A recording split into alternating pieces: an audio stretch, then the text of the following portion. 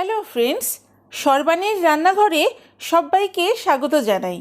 আমার আজকের রেসিপি পুঁই চিংড়ির চচ্চড়ি। আমরা ভাতের পাতে যে কোনো রকমের চচ্চড়ি খেতে অনেকেই ভালোবাসি। অনেক সময় সাধারণ রান্না হাতের গুণে অসাধারণ হয়ে ওঠে। তাই আমি আজকে সাধারণ অথচ সুস্বাদু পুঁই চিংড়ির চচ্চড়ি রান্না করে দেখাবো পুরোপুরি আমার স্টাইলে। তাহলে আসুন দেখে নেওয়া যাক।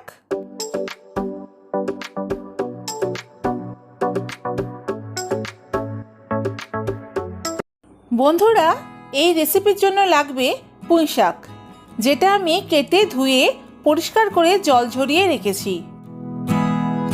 আর আনাজের মধ্যে নিয়েছি ছোট ছোট করে কাটা আলু, টমেটো, চিচিঙ্গা, ডুমো ডুমো করে কাটা কুমড়ো, বেগুন আর পেঁয়াজ। এতে আপনারা নিজেদের পছন্দ মতো সবজি নিতে পারেন। আর লাগবে চিংড়ি মাছ, যেটা আমি খোসা ছাড়িয়ে ধুয়ে পরিষ্কার করে রেখেছি। এখন চিংড়ি মাছে সামান্য নুন ও হলুদ দিয়ে ভালো করে মাখিয়ে নেব।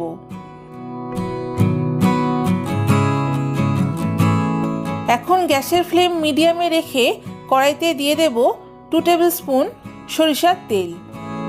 তেলটা গরম হলে চিংড়ি মাছগুলো তেলের মধ্যে ছেড়ে দেব।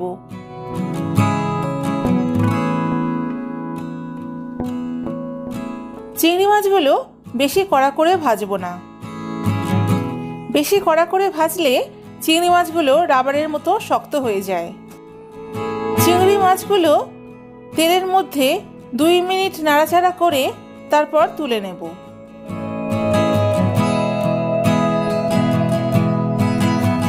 এখন কড়াইতে আরেকটু সামান্য সরিষার তেল অ্যাড করলাম। এখন ফোড়নের জন্য 2 শুকনো লঙ্কা ভেঙে দিয়ে দেব আর দেব সামান্য 5 ফোড়ন।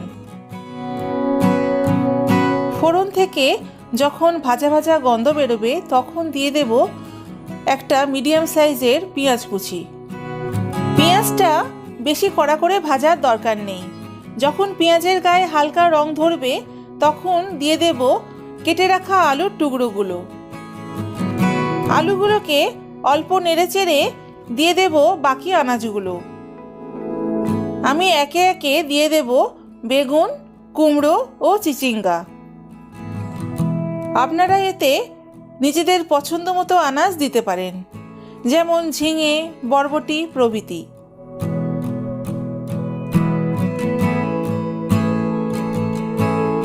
এখন সবজিগুলোকে অল্প নেড়েচেড়ে একটু ভেজে নিয়ে দিয়ে দেব একটা মিডিয়াম সাইজের টমেটো কুচি।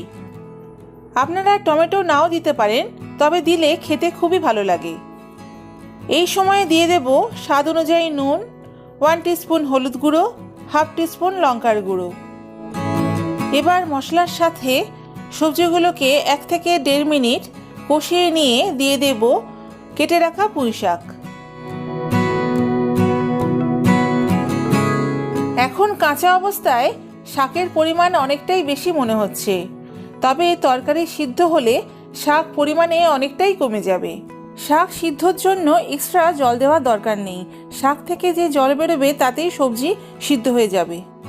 এখন গ্যাসের ফ্লেমটাকে লোতে রেখে সবজিগুলোর সাথে শাকটাকে ভালো করে নেড়েচেড়ে 5 থেকে 7 মিনিটের জন্য ঢাকা চাপা দিয়ে রান্না করব।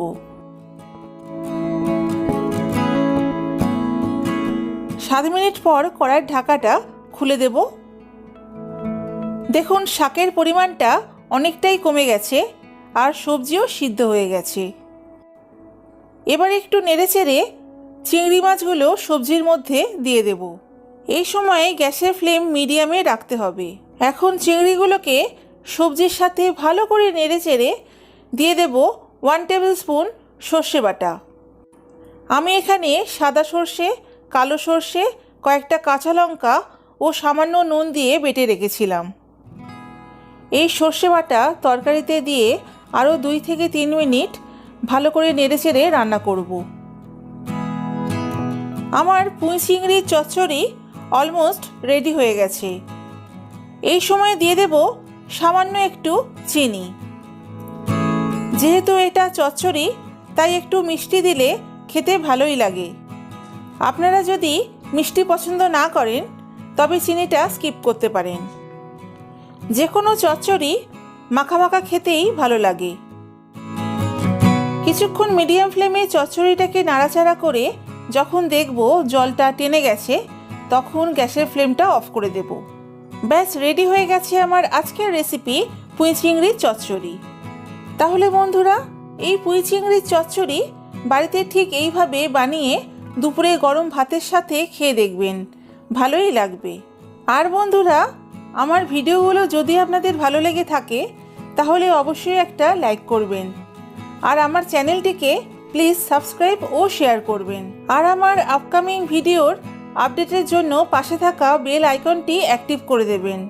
তাহলে আজকের মতো এইটুকু, আবার হাজির হব নতুন আরও একটা রেসিপি নিয়ে। আপনারা সবাই ভালো থাকবেন, সুস্থ থাকবেন। Keep smiling and take care all of you. Tata.